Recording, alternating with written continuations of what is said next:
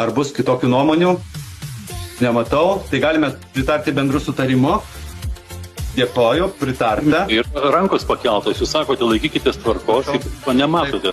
Taip, tai atsiprašau, gerbiam ponas Vytautai Juozapaitį, aš nematau, kai jūs nenuleidžiate rankų, jūs visą laiką pakeltos buvo, tai jūs nuleiskite tą ranką ir aš matysiu, kad jūs keliate. Taip, na, ką nuleisti, aš jau pats nuspręsiu, gerai, jūs kaip nors kalbėkite iš esmės. Tai spręskite tada ir techniškai laikykitės tvarkos. Žiūrėkite, na, vykdykite savo pareigas ir mažiau komentuokite ten, kur jūs tikrai neturite nei kompetencijos, nei... Tas liečia ypatingai jūs.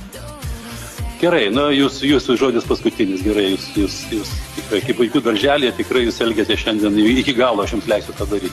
Na, aš dėmesį, kad gerai, nu, Kęstuti, na, nebūkit mažas taip.